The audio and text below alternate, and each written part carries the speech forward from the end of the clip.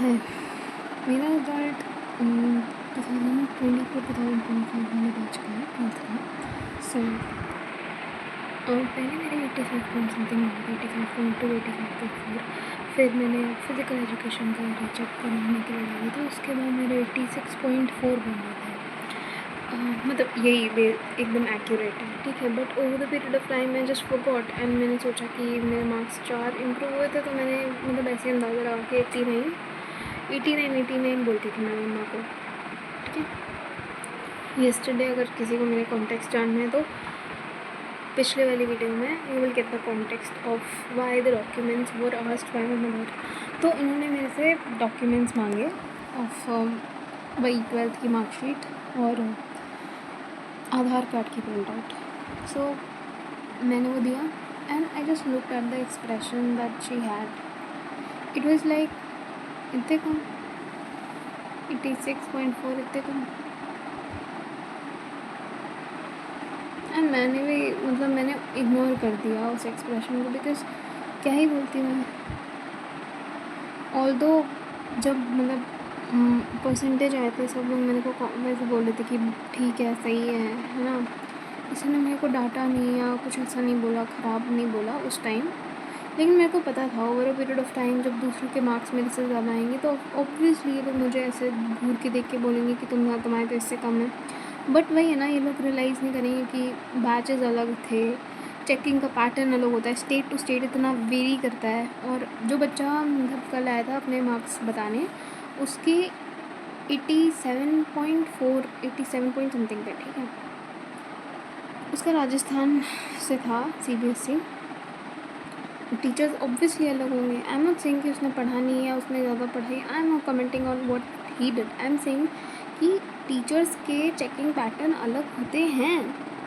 लेकिन ये चीज़ पेरेंट्स नहीं रियलाइज़ करते, ये चीज़ रिलेटिव्स नहीं रियलाइज़ करते। And to be very honest, 10th 12th के बोर्ड मार्क्स अगर आपके बहुत अच्छे नहीं आ रहे तो भाई वो एक्चुअली वैल्यू ही नहीं रहते हैं। मतलब तुम कैसे बता सकते हो कि तुम्हारी चेकिंग एकदम सही हुई है और दूसरे की चेकिंग ख़राब हुई है, दूसरे की चेकिंग एकदम सही है, तुम्हारी चेकिंग ख़राब हुई है?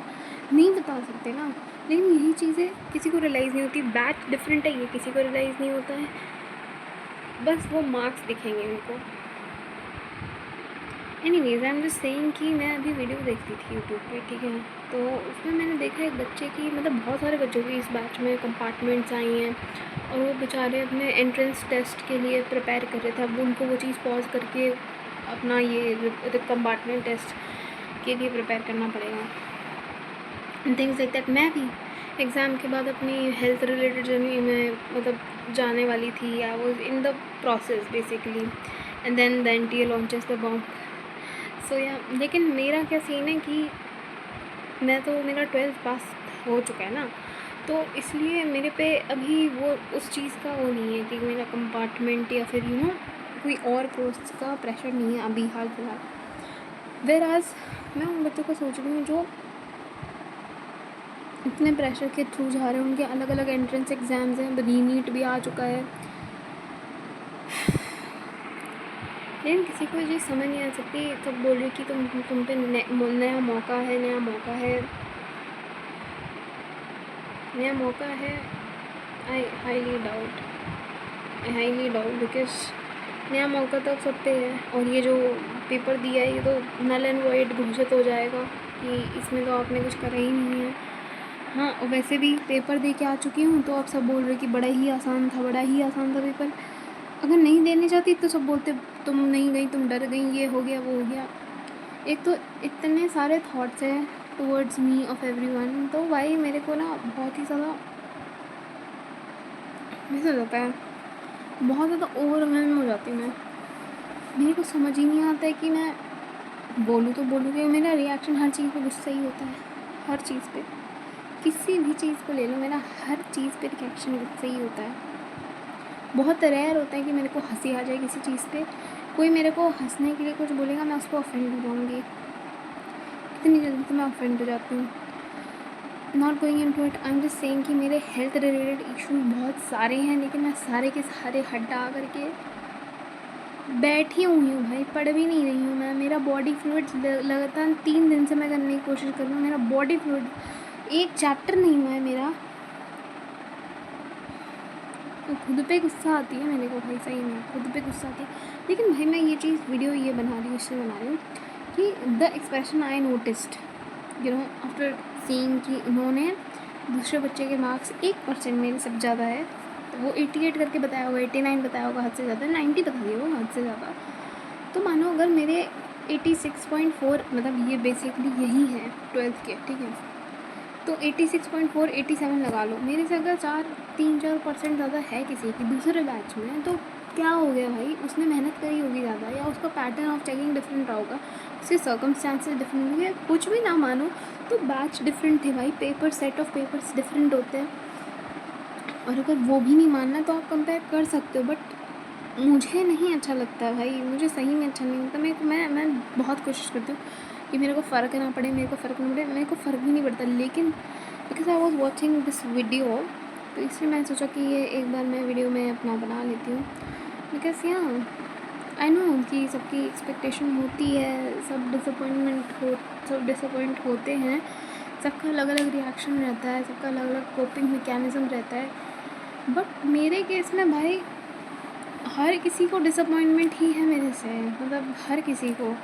On messages, on some special days they are like we trust you, we तुम पे अंधा विश्वास है, तुम कर लोगी, तुम्हारा ये भगवान जी अच्छा कर दे, वो भगवान। लेकिन I know in my self what their real self is like, what they really think about me, and nobody actually respects me. I know this. I know for a fact that nobody actually cares of what I feel, of how miserable I feel when somebody's intent is to disrespect me. And to be very honest, सब मेरे मन से उतर चुके हैं, literally सब।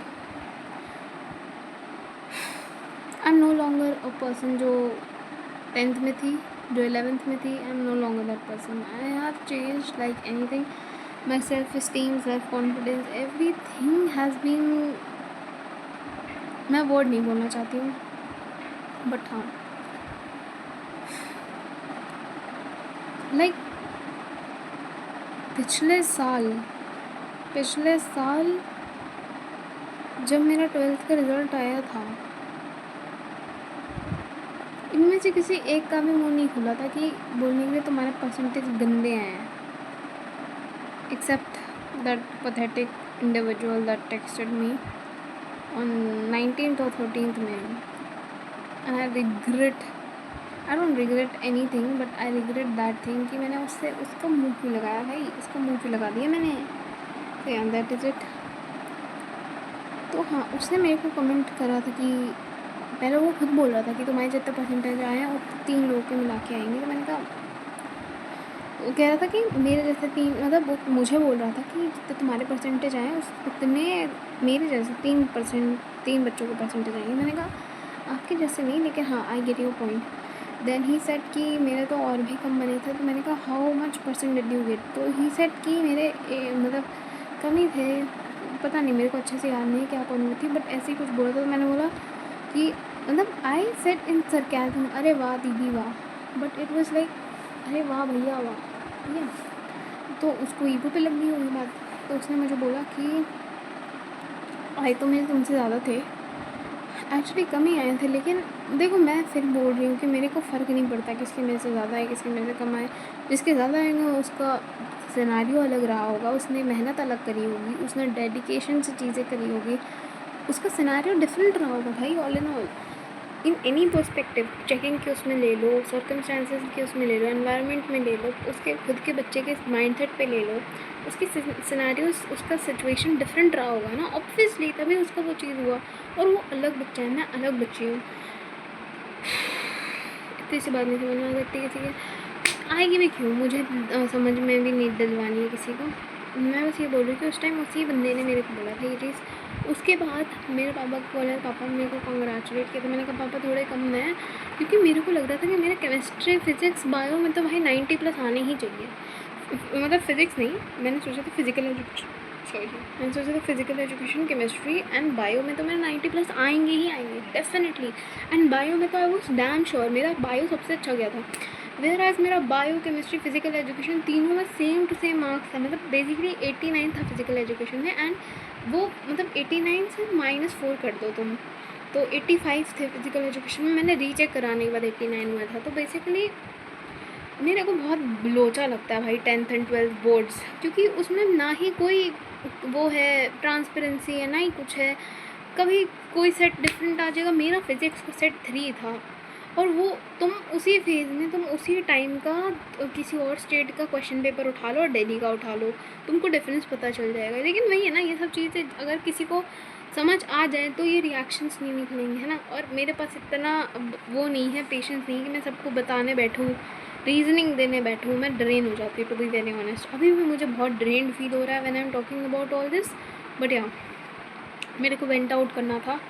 तो हाँ, ये चीज़ है। और क्या बोल रही थी मैं? हाँ, तो मैं ये बोल रही थी कि उस टाइम तो किसी का मुँह नहीं खुला ज़्यादा, ठीक है। May be because I was alone और समथिंग लाइक दैट।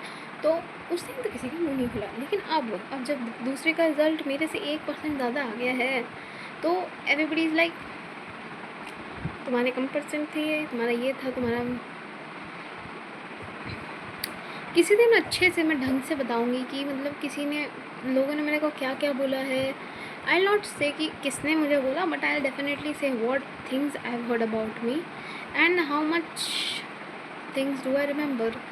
एंड हाँ, मैं सब चीज़ें बताऊंगी। होपफुली भगवान जी साथ देंगे। भगवान जी को तो पता ही है, अगर भगवान जी ने अलाउ किया और मैं उस लायक हुई, हो तो जाऊंगी। ऑफ कोर्स भगवान जी मेरे साथ है, बट वही है ना कि उसमें टाइम लगेगा। और लगेगा तो लगे भाई। अब मैंने मौका दिया शायद उन लोगों को मुंह से बोलने का, तो ठीक है, it's their time, let them say. To be honest, I feel disappointed in my self, not in myself basically. I feel disappointed in the kind of expectations I held with these people. That's it. Baki, I'm very grateful for everything. I'm very grateful. Touch wood. No others at all. But I feel neglected quite a many times, and then people be like, हमें तो neglect नहीं किया, हम तो तुम पे focus कर देते हैं। इतना झूठ नहीं बोला करते हैं। खैर, ये चीज़ थी। और बस congratulations to all the people who have got good results on their 12th। कल ही था ना 12th का CBSE का वो। हाँ, तो congratulations to everyone जिनको बहुत बढ़िया बढ़िया अपने अकॉर्डिंग मार्क्स मिले हैं। मतलब if you're satisfied with your marks, so it's very nice thing, you know. It's a nice feeling when you get something that you want, that you deserve, and you get that thing. तो काफ़ी लोगों को नहीं मिलता है what they really deserve. तो अगर आपको जो चीज़ आप डिज़र्व करते हो आपको मिल गई, so you should be very grateful and you should really appreciate it. I congratulate you guys. एंड जिन बच्चों के अपने एक्सपेक्टेशन के अनुसार नहीं आए हैं, अपनी मेहनत के अनुसार नहीं आए हैं, तो I apologise on the behalf of what the system was or the system is, but none of it will change your result, to be very honest. आप बाकी प्रोसेस के थ्रू भी जा सकते हैं। ऑब्वियसली उसमें पैसा तो फूकेगा ही। मेरा 10th में कोई चेंज नहीं हुआ था, although I expected my percentage in 98 to 99, पर 95 ही थे। और उसके बाद मैंने साइंस का रीचेक भी करवाया था, बट कोई मार्क्स नहीं बढ़े थे मेरे। 12th में बढ़े थे 4 मार्क्स इन फिज़िकल एजुकेशन। बाकी मेरे को केमिस्ट्री बायो में भी करवाना था और हो भी जाता, लेकिन मेरे पे पैसे नहीं थे कि मैं वो सब करा सकूं, क्योंकि मेरे को सिर्फ फिज़िकल एजुकेशन करवाने में ही 2000 रुपये लग गए थे। 2000 में 4 मार्क्स। हाँ, हम मार्क्स खरीदे ना। सो जिनके कम आए हैं, तो टू बी वेरी ऑनेस्ट मुझे नहीं लगता कि 10th एंड 12th के बोर्ड्स के परसेंटेज कहीं भी काउंट होते हैं। ये बस मेरे को, जब मैं निकल आई ना इन सब चीज़ों से, मेरे को लगता था इतना टाइम वेस्ट कराया भाई स्कूल वालों ने, इतना टाइम वेस्ट कराया। यहाँ इससे अच्छा हम लोग कहीं ढंग की जगह पे अपना समय लगा देते तो कुछ अच्छा मिल जाता हमको। बट नहीं है ना कि कोई चीज़ हमको ये चीज़ नहीं बताता है। क्यों? क्योंकि अगर ये चीज़ हमको बता देगा तो प्रेशर नहीं हट जाएगा हमारे इससे भेजे से। तो ये चीज़ है। तो the people who have got things that they didn't expect, उनके एक्सपेक्टेशन से उन लोग को कम मिला है, तो निराश मत होइए। ऑब्वियसली आप डिसअपॉइंटेड होंगे सिस्टम में, या किसी चीज़ पे, या किसी गलती की वजह से, एनीथिंग, यू नो, एनीथिंग। आप उसको देखिए, रेक्टिफाई करिए। एवरीथिंग हैज़ अ सोल्यूशन, ठीक है, एंड एवरीथिंग इज़ टेम्परेरी। कभी भी ऐसा मत सोचिएगा कि ये प्रॉब्लम्स आपको डिफ़ाइन करती है, सिनेरियो आपको डिफ़ाइन करता है, आप डिफ़ाइन करोगे इन सिनेरियोज़ को, ठीक है। आप हो इसलिए सब सारी सिनेरियोज़ हैं, अगर आप नहीं होगे तो ये सिनेरियोज़ नहीं होंगे, यू नो। इन सिनेरियोज़ की वजह से आपकी वजह से ये सिनेरियोज़ हैं। Always remember this, and every damn thing has a solution, that's for sure. And do what gives you peace, some things are just to be there. और वैसे भी भाई अगर ये चीज़ें नहीं होंगी तो ग्राफ कैसे बनेगा, है ना, ग्राफ कैसे बनेगा। Always remember this and let people think of what the damn thing they can think of. मैं तो भाई यही सोचती हूँ, जो मेरे बारे में बुरा सोचता है, just let them, God will see, and just let them. भाई मेरे को फ़र्क अब जनरली नहीं पड़ता है, मेरे को मेरे मम्मी पापा से पड़ता है, वो वेरी ऑनेस्ट, क्यों झूठ बोलूँ। बट हाँ, अब मैंने वो भी कम कर दिया है। लाइक मैं ऐसा सोच रही हूँ, हाँ they have their reasons and they are right at their places, हो गया, मैं उनसे भी उस चीज़ पे नहीं झगड़ती हूँ। बट हाँ, मेरे को रहता है भाई बहुत डिसअपॉइंटमेंट कि क्यों क्यों ऐसा, जब इनको रीज़न भी पता है, मैंने अपने एंड से सारी चीज़ें क्लियर कर दी हैं। अभी तब नहीं करी थी बट अब तो कर दी हैं, बट फिर भी खैर एनीवेज, जिसको अच्छे मिले उनको कॉन्ग्रेचुलेशंस, एंड जिसको अपने एक्सपेक्टेशन के अनुसार नहीं मिला है, कंपार्टमेंट आई है, अच्छा नहीं मिला रिज़ल्ट, कंपार्टमेंट आई है, और मतलब बेसिकली आपके एक्सपेक्टेशन को मैच नहीं कर रहा है आपका result, so don't be disappointed, end of course don't be disappointed. But मैं चाहे कुछ भी बोलूँ कि आप स्ट्रेस मत लो, डिसअपॉइंटेड हो, तो ये सारी बहुत नॉर्मल फीलिंग्स हैं जो एक इंसान फील करता है, और इससे बाहर निकलने के लिए आपको दो चीज़ें हमेशा ध्यान में रखनी चाहिए। Every damn thing is temporary and every thing has a solution, ठीक है। पहले आप ये चीज़ समझ लो। और 10th एंड 12th के बोर्ड्स ना इतने वो नहीं रहते हैं, इतने मतलब सही में इतना मायने नहीं रखता है। Competitive exams are the main things, तो मैं वहाँ पे फोकस करना चाहिए, दैट्स इट। और या that's about it. Thanks for giving a precious time, bye bye.